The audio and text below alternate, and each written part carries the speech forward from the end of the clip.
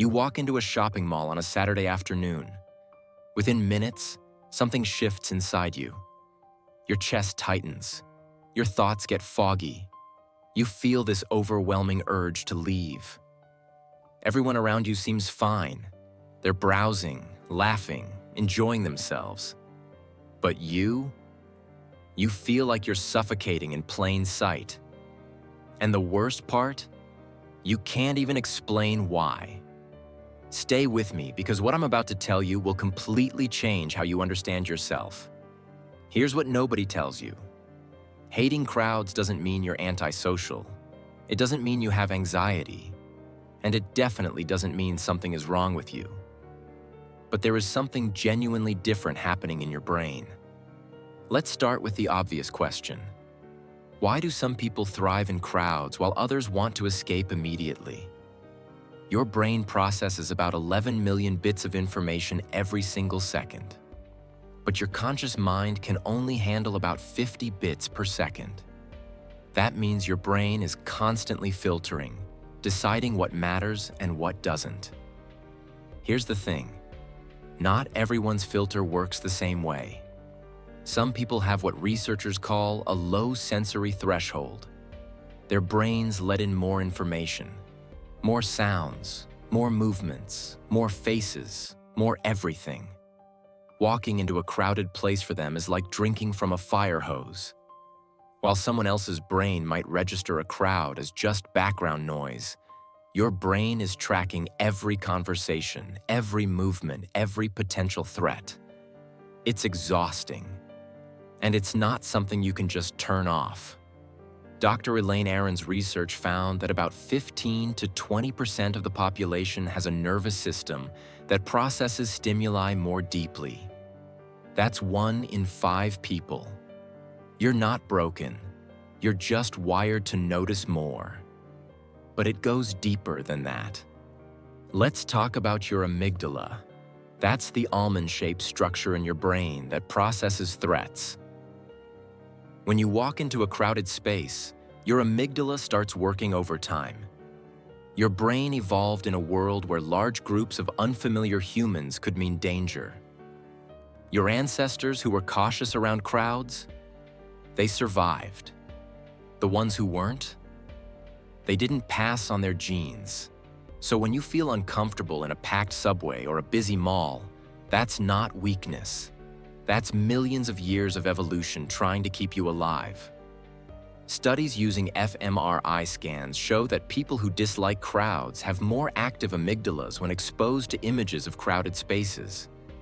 Their brains literally perceive more threat in the same situation that another person finds completely neutral. Now here's something fascinating. This isn't just about introversion. You might think introverts hate crowds and extroverts love them. But that's way too simple.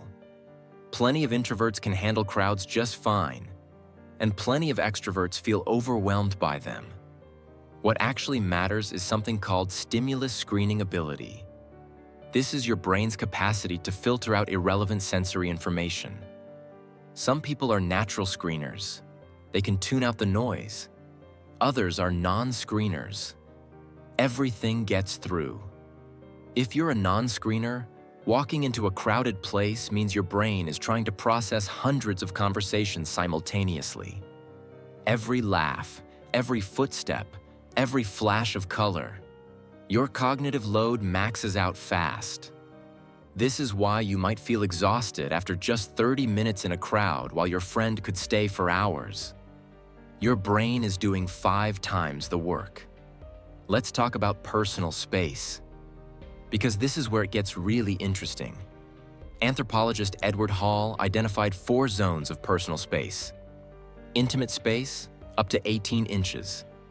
Personal space, up to 4 feet. Social space, up to 12 feet. And public space, beyond that. When strangers enter your personal space, your brain triggers a stress response. Cortisol rises. Heart rate increases. You become hypervigilant. In a crowded place, strangers are constantly violating your personal space. For most people, this causes mild discomfort they can ignore. But for others, it's a constant assault on their nervous system. Research found that people who dislike crowds have larger personal space bubbles. They need more distance to feel safe. In a packed environment, they're in a constant state of boundary violation. And here's something nobody talks about. Your brain treats personal space invasion the same way it treats physical threats. The same neural circuits activate. So when you feel that urge to escape a crowded room, your nervous system is genuinely trying to protect you. Now let's add another layer. Autonomy. Human beings have a fundamental need to feel in control. In a crowded space, you lose that control. You can't move freely. You can't choose your path. You're at the mercy of the crowd's flow. This loss of autonomy triggers what psychologists call reactance, a motivational state that pushes you to restore your freedom.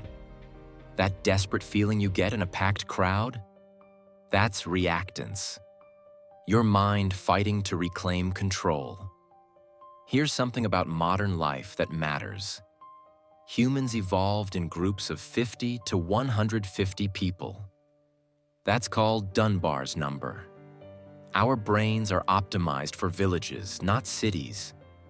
When you walk through a crowded mall, you might encounter more strangers in 10 minutes than your ancestors met in their entire lives. Your brain isn't designed for this. None of our brains are. But some people's brains struggle more with this evolutionary mismatch than others. Research found that urban living with high population density actually changes brain structure over time. The amygdala becomes more reactive. Cities literally reshape our brains.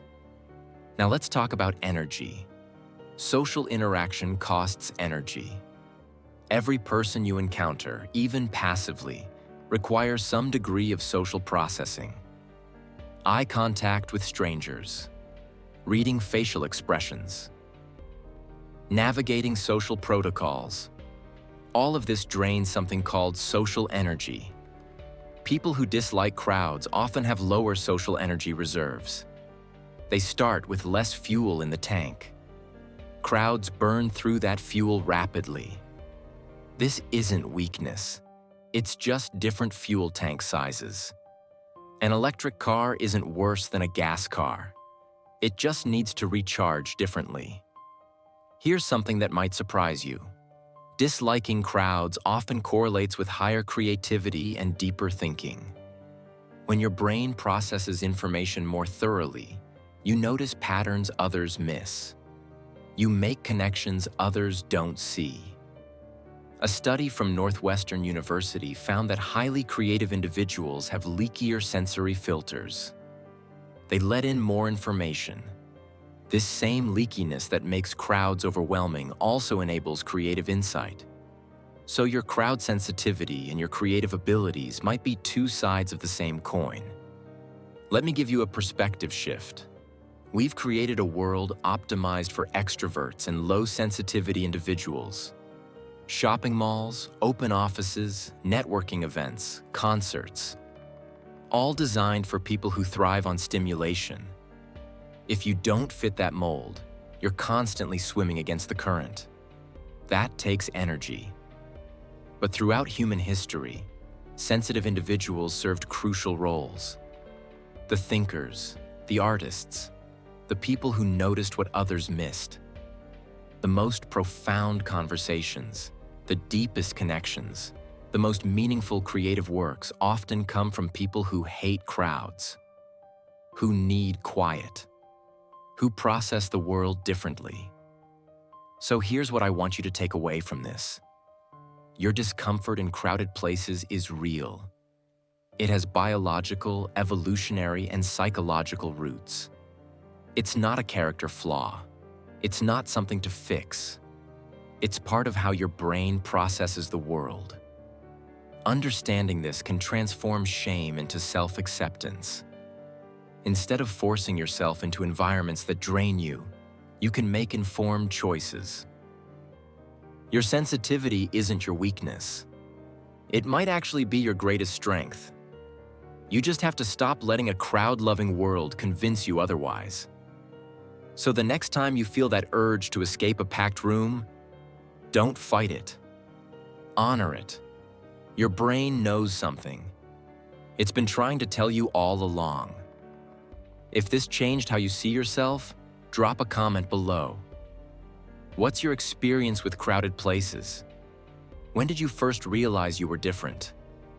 Subscribe if you want more psychology content that actually explains why you are the way you are.